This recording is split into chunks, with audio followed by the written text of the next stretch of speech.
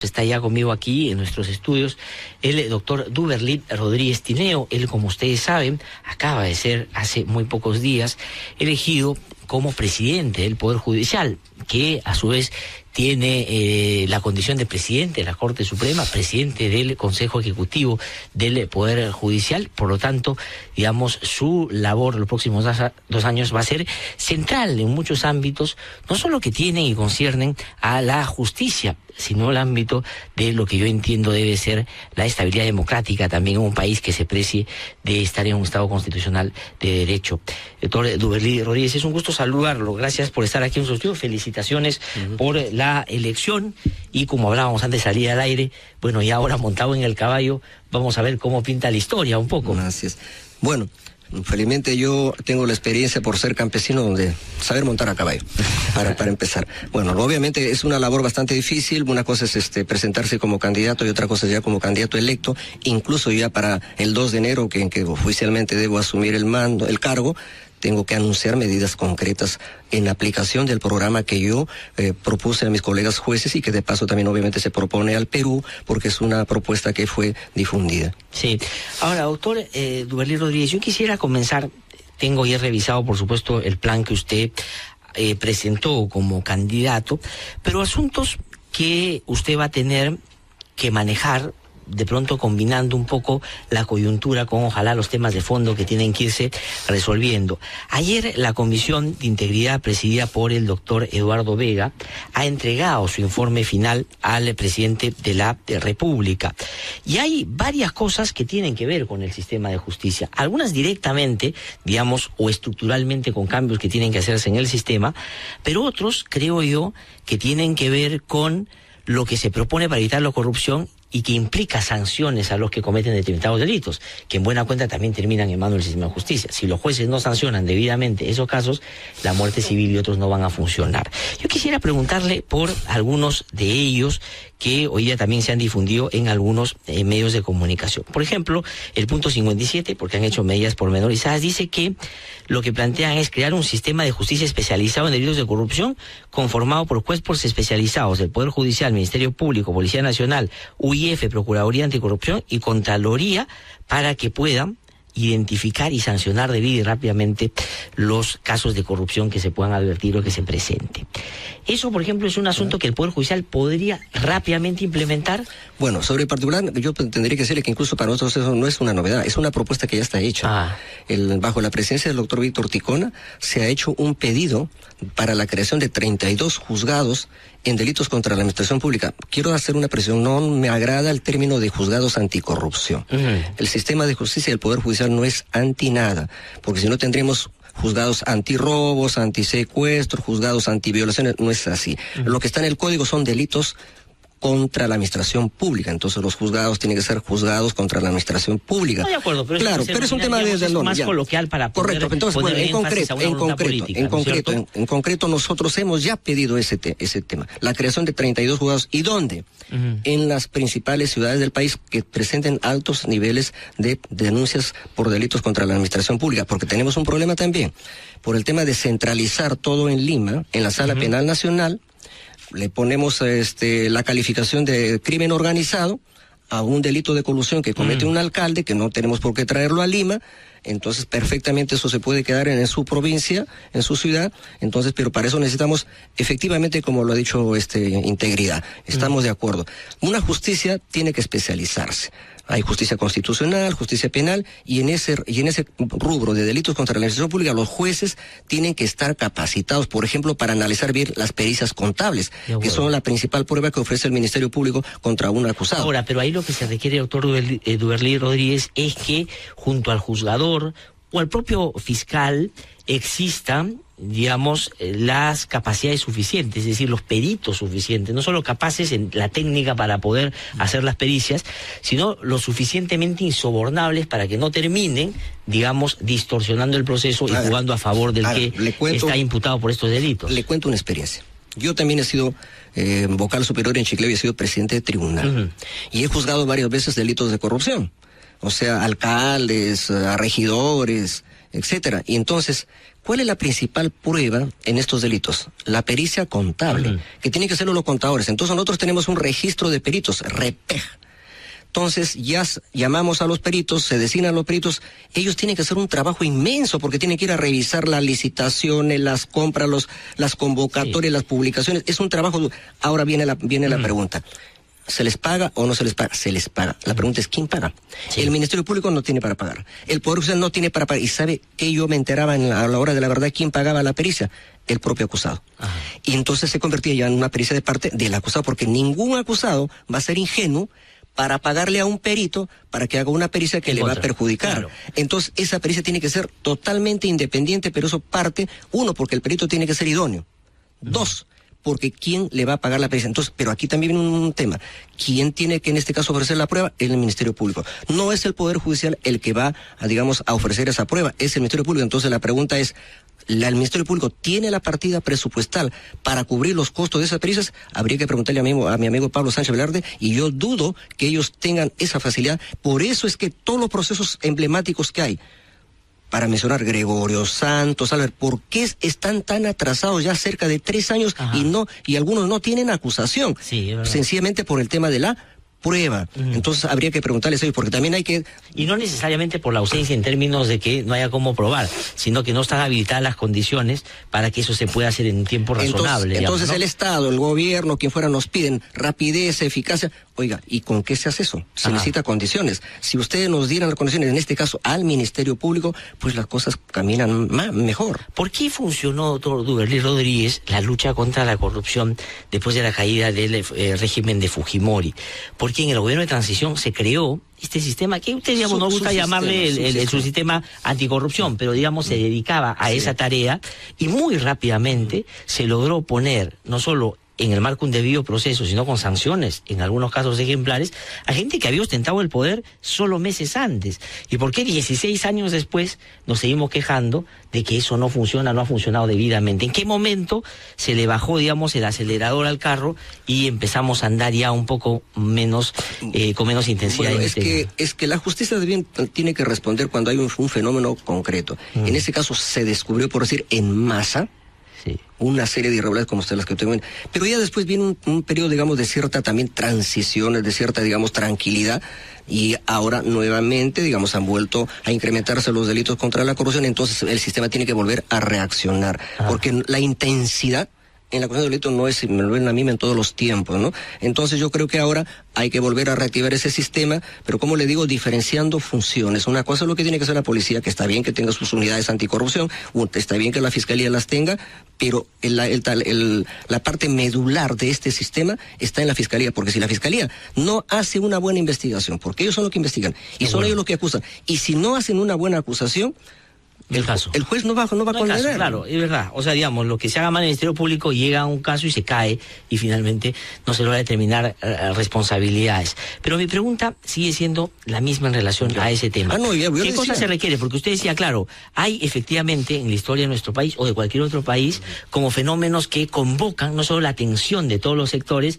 sino la acción de muchos de ellos en la misma dirección, la lucha contra la corrupción en la época después de la caída del régimen de Fujimori. Pero ahora estamos frente a otras modalidades de corrupción. Por ejemplo, hay algunos que, sin exagerar, creo yo, dicen que estamos, por ejemplo, por llegar a los casos de corrupción probablemente más graves que se han presentado en los últimos años. Hoy día es un día fundamental en Brasil, por ejemplo, porque se va a hacer, se va a delatar y dar los nombres de todos los que fueron parte de esa estructura corrupta y que estuvieron en países inclusive como el nuestro. ¿El Poder Judicial está en la capacidad hoy, diría usted, para afrontar casos de esa envergadura con esa complejidad? No, yo pienso que sí lo estamos, pero yo, digamos, apenas asuma el mando, voy a ver cómo está funcionando en esa área por la Sala Penal Nacional. Voy a revisar ese tema, y si hay que reajustarlo, tenemos que reajustar. Pero ya le digo, si eso será para casos emblemáticos nacionales que tendremos que tenerlos acá en Lima. Pero los otros se les tiene que dar su respuesta en el respectivo lugar donde se ha cometido el delito. El Poder Judicial está preparado para ello, pero ya le digo también, necesitamos una justicia especializada en esa rama. jueces que estén perfectamente preparados en qué cosa es delito de colusión, qué es negociación incompatible, qué es abuso de autoridad, qué es el peculado de uso, el peculado de apropiación. Todas esas cosas los jueces tienen que conocerlo muy bien, porque no sirve. Ya, está bien, cuando nombran jueces penales, todos son jueces penales, pero en el área penal pues se ve desde delitos contra el medio ambiente, se ve delitos de violación sexual, pero necesitamos marchar. ¿Pero cuál es la fórmula para la especialización? Es decir, porque si usted, como dice, y con razón, aquí lo que se hacen es forman jueces penales, y los jueces penales, la Sala Penal Nacional ve todo tipo de delitos, todo lo que a uno se le puede ocurrir en materia penal, lo ve. Entonces, ¿cómo una persona puede estar un día viendo lavado de activos, al día siguiente viendo terrorismo, al día siguiente viendo, es decir, hay una serie de casos que se ve. ¿Cómo se hace la especialización? ¿Qué plantea usted? Por eso yo digo, en la Sala Penal Nacional, en el supuesto que esto se estabilizará ahí, en una de las debe haber una sala exclusiva para delitos contra la administración pública, exclusiva para delitos contra la administración. Eso sí es una cosa que yo lo voy a promover y en su momento se resolverá. Y ya le digo, ya hay el pedido del Poder Judicial para formar 32 juzgados en los distintos lugares del país. Entonces, esos ya son jueces especializados en delitos contra la administración pública, que no han sido nombrados con ese membrete, por decirlo, por el Consejo Nacional de la Magistratura, pero ya vía capacitación y vía designación, nosotros podemos avanzar en esa especialización. Doctor Duvalín Rodríguez, la Comisión de Integridad plantea otro tema también, porque varios otros están vinculados a lo que usted ha dicho, asuntos de crear los juzgados, acondicionarlos, mejorar las capacidades, mejorar el relacionamiento con el Ministerio Público, la policía, y eso, en fin, usted ha dado ya una respuesta general. Pero hay otra que me parece sustantiva y tiene que ver con el tipo de jueces y fiscales que tenemos. Es decir, nada de lo que estamos hablando va a funcionar si tenemos malos jueces, malos fiscales. Y ahí inevitablemente hay que hablar del Consejo de la Magistratura. La Comisión de Integridad dice que hay que modificar su composición y asegurar su idoneidad, autonomía e independencia. Ha dicho, seleccionar al menos a la mitad de sus miembros a través de un concurso público de méritos que garantice la máxima transparencia, convocada por el Jurado Nacional de Elecciones con el apoyo de Servir, y establecer un nuevo módulo de evaluación permanente de desempeño de jueces y fiscales. ¿Está usted de acuerdo que el Consejo tiene que ser reestructurado plenamente en su composición y en la manera como elige jueces y fiscales? Bueno, para empezar yo tengo que hacer una afirmación. El modelo de nombramiento de jueces en el Perú yo creo que es uno de los mejores de América Latina. ¿Por qué? Porque es un organismo constitucionalmente autónomo, al margen de la intervención de los poderes políticos, fácticos, es decir, en el Consejo Nacional de Magistratura no deciden ni el Poder Legislativo ni el Poder Ejecutivo, sino solo ellos. Entonces yo creo que fue una buena reforma que introdujo la Constitución de 1993, que en el camino se hayan venido presentando problemas. Por ejemplo, a mí me nombró un Consejo Nacional de Magistratura del año 1996, incluido por un paisano suyo, Florencio Mixán Max, un consejo intachable, que cuando se le quisieron quitar atribuciones tuvo la hidalguía de renunciar en pleno. También es un tema de hombres, no solamente es un tema legal. Ahora, yo creo que lo que está fallando de repente últimamente, y esto no digamos, no he hecho yo un estudio para hacer una propuesta, no me corresponde, es el mecanismo de selección, digamos, de los miembros del CNM. Ahora, pero, digamos, yo entiendo que hay que resguardar un poco la institucionalidad de aquellos que en materia de sistema de justicia tienen una labor que hacer, o de hecho hacen, como el Consejo de la Magistratura. Pero hasta hace poco, el Consejo de la Magistratura, y voy a las personas también, ha estado en medio de una serie de escándalos de los cuales no ha podido salir. Es decir, usted dice que el sistema funciona, pero funciona en teoría. Lo que hemos tenido en la práctica es que hay personas dentro del Consejo, en y en otras composiciones, que realmente no deberían estar en el Consejo. No tienen las condiciones, no tienen el conocimiento, son elegidos bajo un sistema no de proponer a los mejores, sino de prebenda de los rectores, de las universidades, de los gremios, etcétera. Mire, amigo Glesser, no es el tema de la ley, es el tema de los mecanismos de elección. Por ejemplo, acuérdese que hasta hace unos 4 años o 5 años atrás, la Constitución nos dice, el mecanismo, por ejemplo, de elección de los miembros de los que representan a los colegios profesionales no abogados, porque los abogados elegimos en una elección nacional. También en elección nacional universal elegían a los 2 miembros. Eso en el régimen del señor García, para impedir que el colegio de profesores pudiera incorporar algún delegado. Cambió el sistema de delegados. Cambió la ley y dijo que sea indirecto. Entonces ya no es ahora elección universal. En cambio, por ejemplo, usted se acuerda, por ejemplo, de Gonzalo García. Sí. Él fue el último elegido bajo el sistema. ¿Cuántos votos sacó Gonzalo García para ser elegido? 110,000 votos. Eso eso ya no ha ocurrido después, porque ya se cambió el mecanismo de elección. Entonces, una fórmula bien fácil, vuelvan a ese sistema, corrijan lo que tienen que corregir, pero no es en sí, el modelo, es el tema de que se ha ido cambiando el mecanismo de elección. ¿Usted diría que debería regresarse al voto universal para la elección de aquellos que representan no solo al Colegio de Abogados, sino al otro Colegio de Profesionales? Pero ¿cómo hacemos, por ejemplo, con los representantes del propio Poder Judicial, o del Ministerio Público, o de las universidades? En el caso de las universidades, y nosotros, yo en lo personal sigo el tema, no es que eligen al mejor profesor de la Facultad de Derecho, que digamos es en términos profesionales, pues incuestionable. No, escogen al que más funcional va a ser a los intereses de las universidades. Y en otros casos también pasa lo mismo. ¿Cómo se hace para mejorar eso? Miren, el Poder Judicial tiene que responder no responder, sino es el responsable de designar uno, y uno lo designa pensando que es la persona adecuada. El Ministerio Público igual, ¿cierto? Ese mecanismo es una competencia nuestra, porque eso no se podría hacer elecciones nacionales, ni nada por el estilo, no es una competencia de la Corte Suprema. Pero en el caso de las universidades públicas y privadas, por ejemplo, ahí sí creo que, por ejemplo, tiene que haber alguna reforma. Por ejemplo, de las universidades nacionales. Bueno, pues hay universidades nacionales que tienen trayectoria, que tienen ejecutoria, empezando por San Marcos, la UNI. Entonces no se podría estar pues permitiendo que entren, digamos, o que salga elegido el rector de una universidad, por decirlo pues, no de una provincia de Aymaraes que recién se acaba de formar.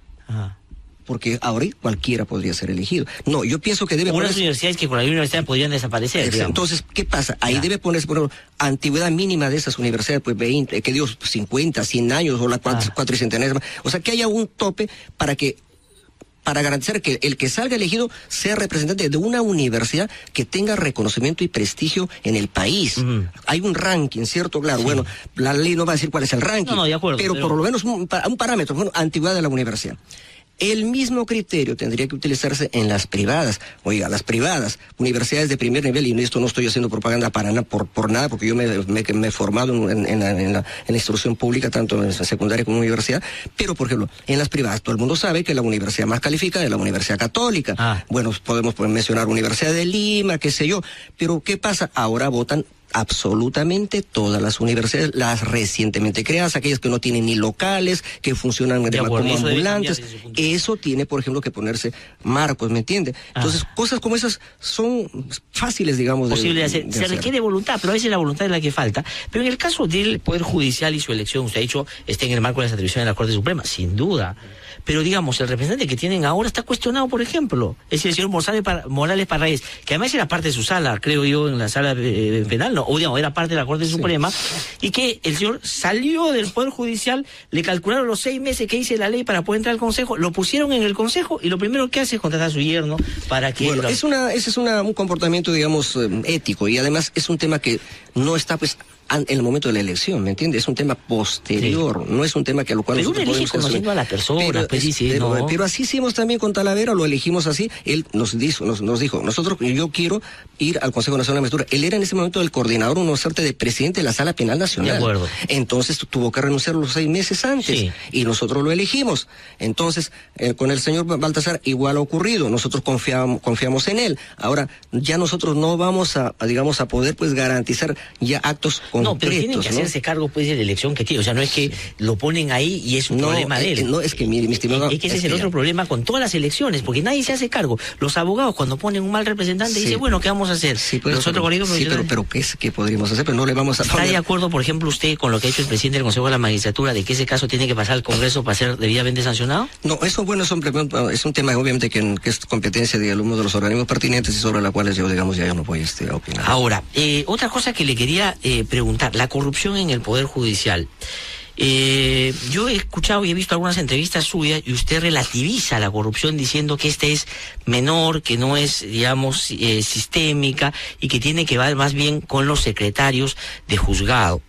Y su punto de referencia para eso es que dice que en los últimos tiempos no se ha ubicado a un juez con las manos en la masa. Pero digamos, no porque no se ubique, no hay. Justamente, digamos, parte de la corrupción es que no los encuentre. La red en el Poder Judicial, ¿hay corrupción aislada o hay redes? Porque yo me acuerdo cuando entró un presidente del Poder Judicial, creo que fue San Martín, hablaba de redes de corrupción en el Poder Judicial. Entró el doctor Villestein y dice, no, la corrupción es individual. ¿Qué hay en el Poder Judicial en torno a la corrupción? Bueno, permítame que yo haga cosas o declare cosas, pero así con con conocimiento de causa. O sea, yo no puedo recoger lo que dice la opinión pública. Yo como juez tengo que ser responsable de lo que digo. Miren, yo tengo 20 años en el Poder Judicial, 11 como vocal superior en Lambayeque y presidente de tribunal, y 9 en la Corte Suprema. Entonces yo estoy adentro, yo no estoy afuera. Yo percibo lo que pasa en el Poder Judicial hasta por intuición, ¿me entiende? Entonces yo digo, la corrupción en los jueces es excepcional, es excepcional. Claro, usted me dice, claro, que no se ha encontrado un juez con las manos en la masa, pero es probable que a alguien le paguen. Oiga, pero es probable. Si nosotros vivimos en el mundo de las especulaciones, vivimos en el mundo de la sospecha, y eso no es favorable, no le hace bien a una institución como el Poder Judicial. Si últimamente me hubieran demostrado objetivos, por ejemplo, yo le pregunto a la doctora Ana María Aranda, doctora, ¿hay cantidad de denuncias contra jueces por corrupción? No. ¿Cuáles son las denuncias? Porque se demoran en resolver, se demoran en sentenciar, que no trataron bien a los litigantes. Y más bien lo que sí es real, pues por lo que se ha visto, es encontrar a secretarios de juzgado cobrando 200 soles, 300 soles. Entonces, eso sí es objetivo. Por eso, ¿qué cosa he dicho yo? Porque como eso sí es objetivo, eso sí está demostrado, y yo he dicho que entonces la labor de parar la corrupción, en ese caso le corresponde a cada juez. ¿Sabe por qué? Porque cada juez en su despacho tiene un personal. Entonces, no es que, la corrupción del Poder Judicial solamente son jueces. No, es que en el Poder Judicial son jueces, son secretarios, son relatores, son secretarios de confianza. Entonces, ¿quién tiene que vigilar a su personal? Cada juez. ¿Y quién vigila, por ejemplo, el patrimonio de los jueces? ¿No es cierto? La Comisión de Integridad ahora está planteando, en términos generales, que los funcionarios públicos planteen, antes de ejercer un cargo, todo el tipo de relaciones que han establecido con distintos sectores, justamente para caer en conflicto de intereses, por ejemplo, y que hagan declaraciones juradas pormenorizadas de todo lo que tienen, para que se le pueda hacer un seguimiento en el marco del ejercicio de la función pública. Se le encarga. ¿Se aplica a esos jueces también o no? Mire, los jueces estamos controlados y fiscalizados, creo, hasta por la justicia divina. O sea, nos controla el Consejo Nacional de la Magistratura, nos fiscaliza el Congreso de la República, la Fiscalía de la Nación, la Contraloría. Yo apenas llegué a la Corte Suprema, recibí una notificación de la Contraloría que me estaba fiscalizando de un automóvil que compré en el año 1996 cuando yo era congresista. Y me estaban fiscalizando por un vehículo que decía que por qué no lo he dado de baja, que por qué le seguía considerando que vale 10,000 soles. Si un carro que tan antiguo, ¿por qué va a valer 10,000 soles? Es que vale 10,000 soles porque es un vehículo que yo lo conservo en buen estado. Entonces, nosotros estamos perfectamente, constantemente fiscalizados y controlados. Entonces, yo no sé qué más control nos podrían hacer. Ahora, el tema, por ejemplo, que me dice usted, eso sí ya me parece peligroso. O sea, que hagamos una declaración, ¿quiénes son nuestros amigos? Que los jueces estamos prohibidos de tener amigos. No. Y eso sería el colmo. Pero digamos, cuando uno ejerce el cargo y va por ejemplo, a administrar justicia en torno a una persona con la cual ha tenido un vínculo, el ciudadano tiene derecho a conocer, obviamente. Pero mire, Glesser, pues es que nosotros tampoco no satanicemos al juez, o sea, no lo pongamos como un delincuente sospechoso. No, es que ese criterio de ellos. Es para todos los funcionarios, no es solo para los jueces. Bueno, pero ella supone que yo creo que el presidente de la República, por ejemplo, sí creo que un candidato a la presidencia tiene que decir en todos los directores que ha trabajado, todas las empresas con las que ha estado, porque va a decidir sobre eso. Está bien que lo diga, pero ¿sabe qué? Pero ¿cuándo es cuando se va a ver la función de un juez? Cuando le llegue un caso. Por ejemplo, si usted me dice, va a llegar un caso donde yo he sido abogado, por ejemplo, de la familia Acuña, por decir, en algún momento, en ese caso concreto. Yo sí fui abogado, escúcheme, de Darío Acuña. ¿Quién es Darío Acuña? Hermano del señor César Acuña. Yo soy abogado de él en Chiclayo, ¿me entiende? Y cuando ha llegado un caso de él a mi despacho o a la sala a la cual yo lo primero que hago es inhibirme. ¿Por qué? Porque yo ya mi independencia está ligeramente comprometida. Entonces yo tengo que mismo apartarme del caso. Y si alguien conoce eso, pues incluso me puede recusar. Pero que yo tenga que decir, oiga, ¿sabe qué? Mi lista de amigos son fulano, mengano, sutano, o las tenido un vínculo de alguna manera. Pero es que cuando eso es lo que plantea la Comisión. Es que si tiene el vínculo, cuando a usted le toque actuar como juez, en ese momento usted tiene que apartarse. Entonces no necesito yo de hacer esa declaración anterior, porque ahora, es en cada concreto.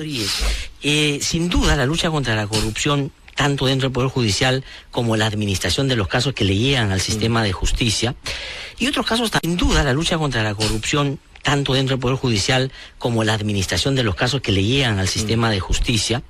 Y otros casos también deben siempre tener una garantía, y es la predictibilidad del sistema de justicia.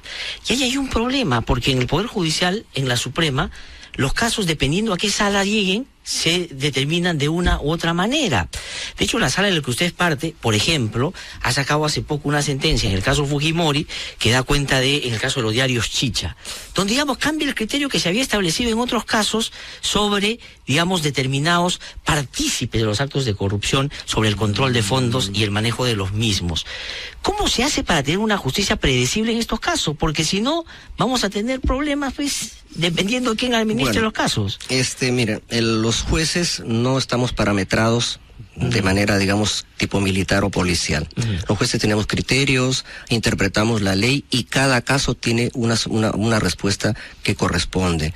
Entonces sería muy largo explicarle a usted la sentencia que me está diciendo. Nosotros ahí creemos que hemos hecho una solución que correspondía al caso. Es que nosotros no podemos estar condenando por consigna, ni por ejemplo, si Vladimiro Montesinos tiene 100 acusaciones, tiene que tener 100 condenas. Por favor, tendrá las condenas donde hay prueba suficiente para condenarlo. Pero y donde lo no, que pasa es que hay gente que se ha sentenciado por un criterio distinto al que ustedes han establecido en ese caso. Es decir, todos los que participaron en el caso de los Chichas se han condenado con un criterio que es distinto al con el que se salva Fujimori en el caso que ustedes resuelven. Es que sería muy rápido, muy extenso, porque imagínese técnicamente la capacidad de disposición funcional, por ejemplo, que es el tema, el núcleo del verbo de ese delito, pues es diferente. Entonces, nosotros en ese caso hemos hecho un análisis en el caso concreto cuáles eran las pruebas y no había, digamos, una convicción de que esa persona debía ser. Fujimori no tuvo nada que ver con el Chicha. No es que no tuvo nada que ver, lo que pasa es que no tuvo la capacidad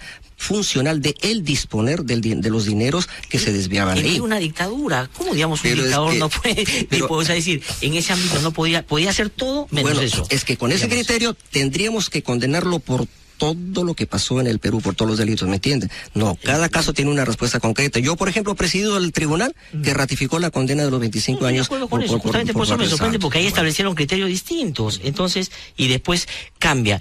El otro tema es, porque a los jueces se les mide pues por sus sentencias, es la manera como hablan los jueces. Sí. El otro caso de la trata de personas, del que usted ha afirmado también, que se cuestionó y se criticó muchísimo también. Claro, y ahí hago una cosa muy concreta. Están ustedes totalmente equivocados cuando ustedes defienden ese caso.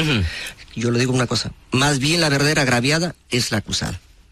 Así de simple. ¿Cómo la verdadera agraviada es la acusada? Porque la señora, la presunta tratante, es una pobre mujer que puso un restaurancito con su conviviente, de la cual estaba embarazada. La contrata la presunta víctima de la trata. ¿Menor de edad? No, 18 años según ella. Bueno, eso también es un tema que sería largo explicarle, ¿no? Pero la presunta víctima de la trata. La señora sale de viaje y cuando regresa la chica ya se había ido de su restaurante y se había ido con su marido. Pasan 9 meses, da a luz la señora y se va al marido, a su ex marido, ahora marido de la presunta agraviada, y le dice, oye, tienes que pasarle alimentos a mi hija que ya nació. Y el marido le pega. Y ella comete el error, entre comillas, de ir a denunciarlo a su marido por violencia familiar, y ahí, como él ya convivía con la presunta agraviada, no encuentran mejor respuesta que denunciarla por trate. Ahí sale la historia de que le hacía vender cerveza, que le insinuaba que se acueste con los clientes, y todo eso fue simplemente una respuesta a un problema, digamos, de reclamo de ella, y más bien ella terminó denunciada, terminó acusada, y ahora yo por ejemplo he escuchado un abogado dice, pobre agraviada, después de este caso le hemos tratado de ubicar en la enmarañada selva, debe haber vuelto a ese destino fatal de los lupanares. Oiga, le están agraviando a esa pobre mujer también, porque esa mujer ya estabilizó, hizo su hogar de hecho con el señor que fue el esposo de la ahora acusada, y tienen ya 2 hijos y viven tranquilos, ¿me entiende? Entonces, es un caso, pues que déjeme terminar, ese es un caso para mí bien resuelto, bien resuelto. Considera de que fue un caso resuelto debidamente. Así es. Y que, digamos, no tienen nada que, digamos, rectificarse en torno a lo que dijeron. Y la señora esta, una tratante, pues es una mafia, viven bien, tienen plata. Esa señora no tenía ni abogado para defender, y ya un canal de televisión ha ido a filmar. Vive en una casucha en la más pobre miseria. Seguro. Ahora, y en el caso de violencia familiar, ¿qué van a hacer, doctor Duverger Rodríguez? Porque, digamos, el 13 de agosto una gran marcha, ni una menos, que creo que condensó la indignación que tenemos muchos en general sobre los casos de violencia. No solo porque son muy cotidianos, porque a veces somos ya indiferentes por la manera permanente o recurrente con la que se producen, porque a veces el sistema de justicia no atiende debidamente estos casos. ¿Tiene usted alguna línea de acción intensa que va a desarrollar siendo presidente en esa materia, por ejemplo? Bueno, para empezar, nosotros respondemos de acuerdo a los fenómenos, a las olas que se van, digamos, son fenómenos de la realidad. El derecho tiene que reaccionar ante los hechos. Entonces se incrementa el fenómeno de violencia de género. Entonces el Poder Judicial ha formado una comisión de género, que es la que justamente está encargada de diseñar la forma en que los jueces deben ser capacitados, la forma como deben responder. Por ejemplo, nosotros ya tenemos varios acuerdos plenarios en temas de delitos de violación sexual, de cómo interpretar el tema de las pruebas, de la violencia psicológica, que no hay necesidad de que quede huellas de violencia física. Eso ya lo hemos visto, ¿me entiende? El Poder Judicial está reaccionando. Por otro lado, casos emblemáticos. Hoy día, supongo que usted ya lo vio, sí. Mi sala, el caso Ronnie García acaba de cambiar la pena del señor García de la casa de la señora Guillén. Entonces, pero también aquí un llamado a la prensa y a la ciudadanía. Seamos un poco más pacientes. No califiquemos de frente al Poder Judicial cuando el Poder Judicial todavía no ha dicho su última palabra. Cuando hay una decisión de un juez que no califiquemos de frente al Poder Judicial cuando el Poder Judicial todavía no ha dicho su última palabra. Cuando hay una decisión de un juez que podría ser equivocada, yo confío en los jueces, de acuerdo, pero que puede ser una decisión equivocada, esperen pues la revisión, la segunda instancia, y no satanicen de frente descalificando que el Poder Judicial no sirve. De acuerdo, es una buena sentencia, yo coincido en eso, pero el problema en los casos de violencia familiar, doctor Duverger Rodríguez, es que la demora o la paciencia se da en el marco de un escenario tortuoso para la víctima. Y si no se resuelve, esa víctima puede volver a ser víctima. Es decir, el que pega una vez, pega dos veces y no es sancionado, a la tercera mata. Y mientras se resuelve en el Poder Judicial, probablemente estamos hablando ya de un caso distinto. Bueno, pero hay que ver el problema de una manera un poco más comprensiva, no solo el sistema de administración de justicia, sino de resguardo de la víctima también. Bueno, es un tema que no le compete al Poder Judicial, disculpe que se lo diga. El tema de protección de víctimas y testigos es atribución del Ministerio Público. Nosotros solo respondemos por el juzgamiento. Los jueces son jueces de fallo, jueces de juzgamiento. No somos ni investigadores ni acusadores. Entonces, si algo está fallando, pues hay que pero eso los jueces disponen medidas de seguridad. Pero claro, también. No, o sea, lo que voy es, y ese creo, y le pregunto por eso, ha sido un problema en general en el sistema de administración de justicia, cuando uno quiere como diferenciar solo su rol y no apuntar a una respuesta. Como el usuario del sistema de justicia va por justicia. No importa si es el policía, si es el fiscal o si es el juez, lo que quiere es justicia. Entonces, aquí los problemas de violencia familiar, efectivamente, no solo tienen que ver con el juzgamiento, tienen que ver con el médico legista, tienen que ver con la revictimización cuando se logra pedir el testigo. O sea, tienen que ver con un montón de cosas. Pero a lo que voy es, porque sería realmente extraordinario que en el Poder Judicial, en el Ministerio Público y en la policía llegue un acuerdo. Este tema podría legitimar al sistema de justicia porque es tan cotidiano que creo yo tendría en la población un reconocimiento inmediato. Ya le digo, nosotros estamos dando respuesta. Incluso estamos proponiendo la modificación del Código del Niño y Adolescentes, donde se dé un trato, digamos, preferente al tema de la trata, precisamente. La explotación sexual de los niños, de las niñas, la explotación laboral, la mendicidad, que es una forma de trata actualmente. Todo eso lo queremos tratar en el nuevo Código del Niño y Adolescentes, porque la ley de violencia familiar, eso ya está caminando. Lo que pasa, como usted dice, tiene que mejorar la respuesta. Pero también vamos a una cuestión de fondo, amigo Lerce, porque usted es una persona que tiene una visión panorámica. nosotros estamos respondiendo ante una cosa que ya se produjo. El tema es cómo vamos en prevención. Bueno. En el tema de la violencia de género es un tema de educación, es un tema de cultura. Cómo ir cambiando la cultura machista que arrastramos por siglos de historia. Entonces tenemos que avanzar en esa batalla, ¿me entiendes? Yo, por ejemplo, como práctica, jamás a mi esposa le daría ni siquiera una cachetada ni a mi hija, ¿me entiendes? Pero ese es un nivel de cultura que yo logré alcanzar por la cultura que tengo, por el nivel que tengo.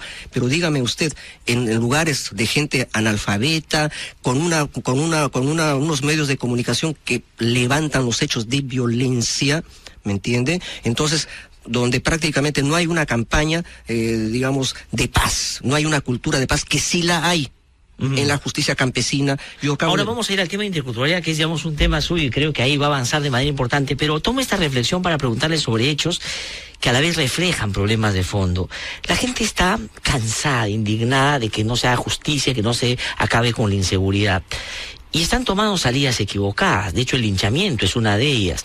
Acaba de producirse en Huaycán una cosa, digamos, que desde un razonamiento lógico sería incomprensible, ¿no? Si se suelta un rumor de que alguien está robando órganos a los niños, capturan a 2 personas que nada tienen que ver con el asunto, los dejan libres, porque obviamente tienen que dejarlos libres, van y toman la comisaría, voltean carros, Eso, le pongo ese caso. Y el otro es el de Juliaca, la lucha contra la inseguridad. Nos genera mucha inseguridad las discotecas y los nightclubs en la noche, entonces vamos y quemamos 30...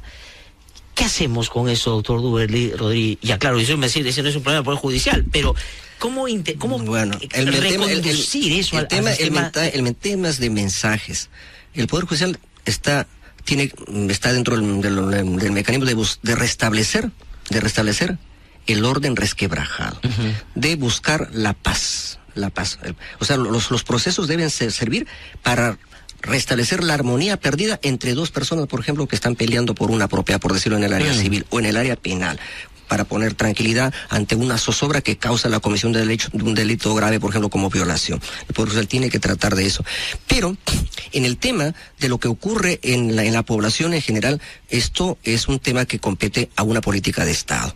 Una política de Estado. Entonces, por ejemplo, yo pienso que el actual gobierno tiene que darle mucha fuerza al Consejo Nacional de Política Criminal. Porque el Consejo Nacional de Política Criminal no solamente va a la represión, va a las causas del delito. Ahí tiene mucho peso, por ejemplo, la criminología. La criminología va a las causas del delito, porque yo lo digo, nadie nace delincuente, ninguna mujer nace prostituta. Es la sociedad, son las circunstancias sociales las que promueven, digamos, un camino desviado. Entonces, nosotros no podemos combatir los efectos, hay que ir a las causas. No se trata de tener, decía un español, un jurista, no se trata de tener el mejor derecho penal, porque hay que tener algo mejor que el derecho penal. De acuerdo con eso. Y algo mejor que el derecho penal. Pero son políticas sociales. Casos? Porque, digamos, no es una especulación académica, digamos. Ya se produjo. Sí. Ya se produjo. Sanción penal. El Poder Judicial ya ordenó la prisión preventiva de muchas de estas personas.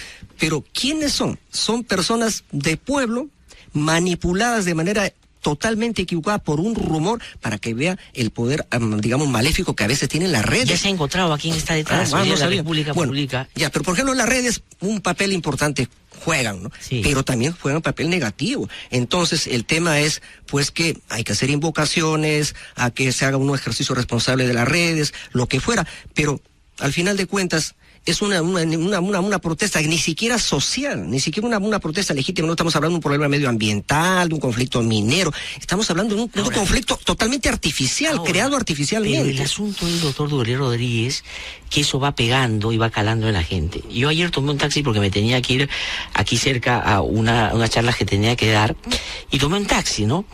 Y hablaba con el señor, y me hablaba con una naturalidad de que están robando órganos, de que la policía dejó a estos delincuentes que ya los habían capturado, y que dice que en varios otros lugares ya han encontrado a niños. Yo le digo, pero no se han visto eso, ¿dónde ha salido? No, es que lo están escondiendo, y empiezan a tejer. Pero me hablaba un señor que no tiene nada que ver con lo que pasó en Huaycán, una persona que vive en San Juan, o sea, que no tiene nada que ver.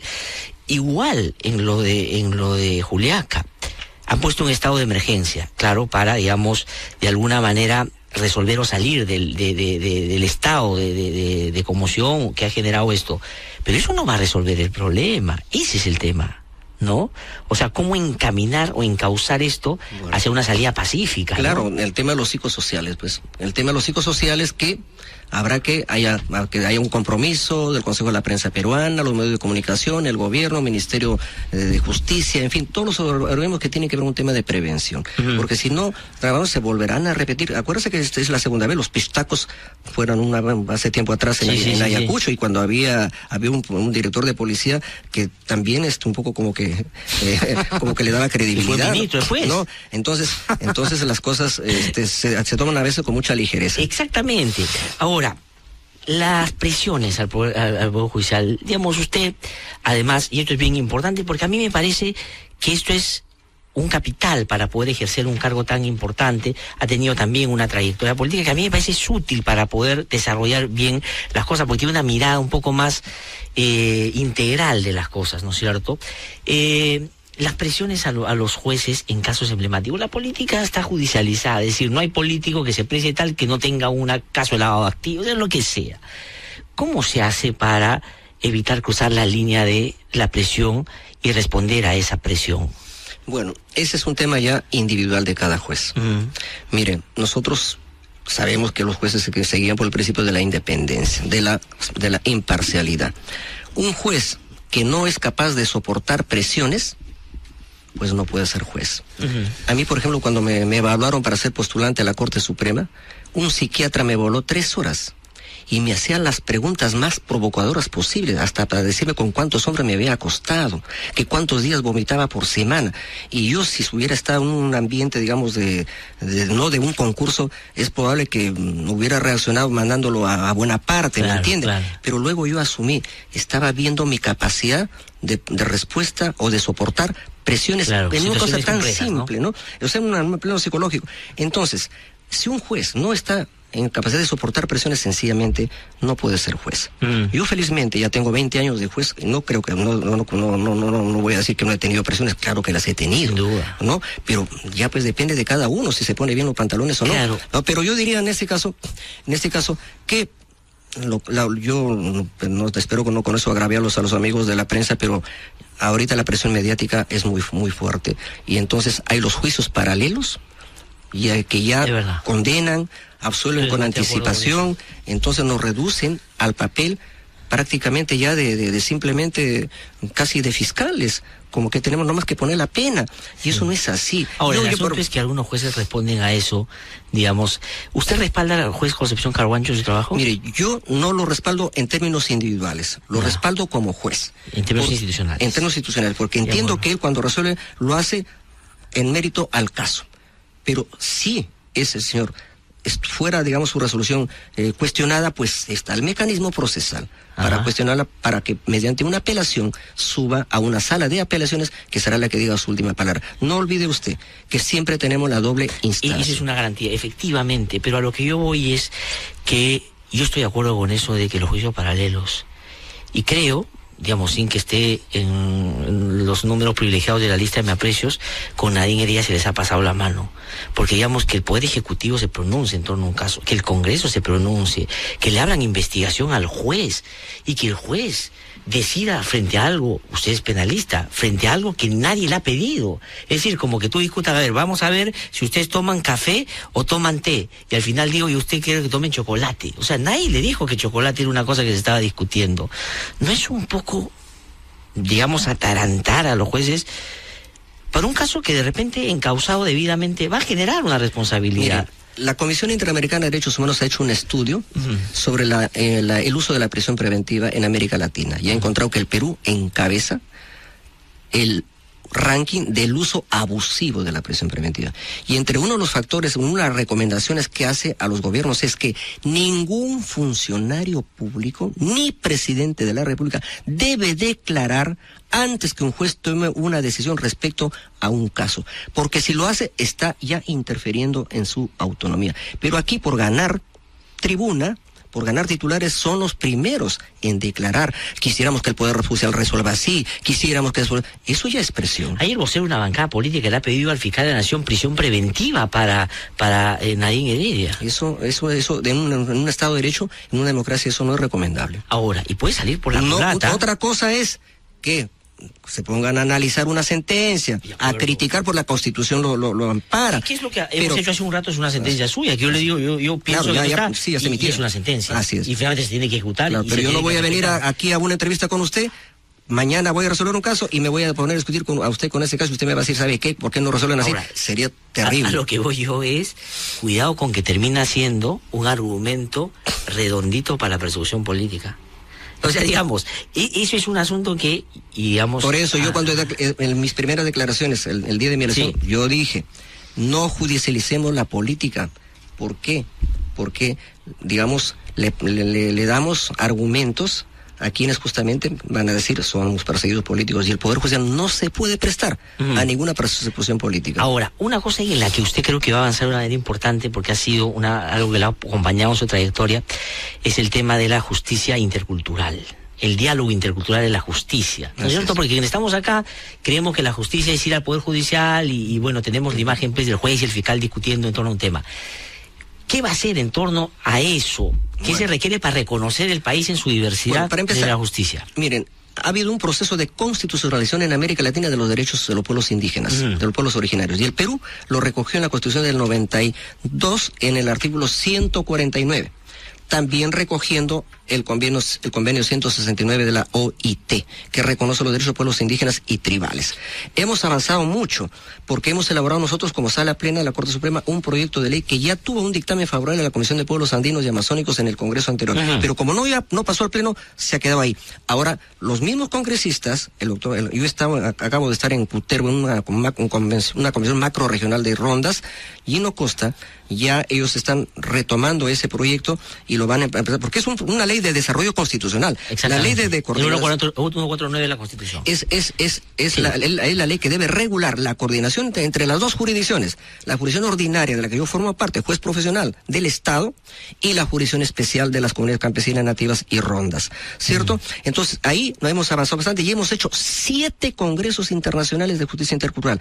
El año pasado en Puno y este año en Iquitos. Sí, de acuerdo. De tal manera que los impulsado, eso me consta. De tal manera que nosotros estamos tendiendo puentes con nuestros hermanos del mundo andino, del mundo amazónico, para hablar de igual a igual, para reconocer que ellos tienen facultades de resolver sus conflictos, que ancestralmente lo han venido haciendo desde que se constituyeron como pueblos originarios, y que nosotros también tenemos nuestra competencia, pero que debemos estar en armonía. En un diálogo real, ¿no es cierto?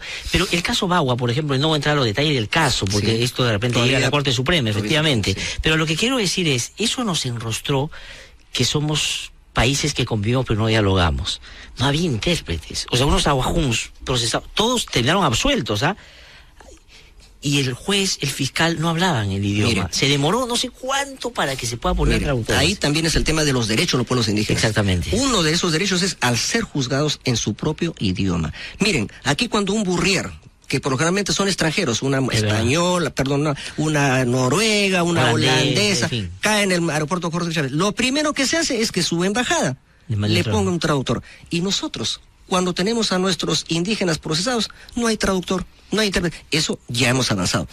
El año pasado, en convenio con el Ministerio de Cultura, ya tenemos una primera promoción de intérpretes. La palabra adecuada es intérprete. Totalmente de acuerdo. ¿Ya? ¿Para qué? Para que cuando ellos estén en nuestra jurisdicción, podamos escucharlos en su propio idioma. ¿Y dónde hemos dado ya los primeros pasos? Porque una cosa es hablar así en proyecto, hay que aterrizar. En Puno ya hemos avanzado. Sí. En Puno ya se han hecho los primeros juicios, ¿no?, en su idioma, y las primeras sentencias en quechua y en aymara. ¿No le parece que eso ya es un gran paso? No, eso me parece extraordinario. O sea, yo creo que si eso se fortalece en su gestión, eso va a ser una cosa que va a atender a un sector importantísimo en la población de nuestro país, que entiende que la justicia no solo no habla su idioma, sino que es siempre inaccesible. Porque, digamos, ese es el primer paso. ¿Cómo me juzgan a mí si ni siquiera entiendo sobre cuál me están... Le digo una cosa más.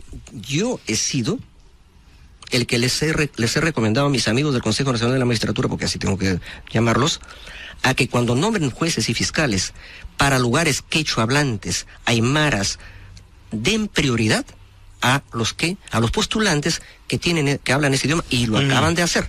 No sé si ha visto esa noticia. Es una cosa. En algunos casos, ¿en cuál Recién acaban de terminar ellos un concurso y han nombrado... Han nombrado han nombrado jueces quechua hablantes, y les han hecho ya la entrevista personal, les han hecho con una persona que sabe hablar quechua para que le pregunte a ese postulante en quechua. Y ya ese postulante ha contestado en quechua. Importante. La última pregunta, pues es que se tiene que ir. Y la siguiente. Ahorita estamos en una coyuntura política donde se han tensado fuerzas entre el Ejecutivo y el Congreso. Entre que yo te censuro, yo te cierro, más o menos, para resumirlo de manera coloquial. ¿Qué dice que va a ser el presidente del Poder Judicial los próximos 2 años frente a ese tipo de situaciones que parece juegan al límite? Yo soy ahora electo presidente de un poder del Estado. Sí. Y como tal me considero en el mismo nivel de jerarquía que los otros 2 poderes del Estado. Y mi política institucional tiene que ser la de colaboración, de diálogo con los 2 poderes del Estado.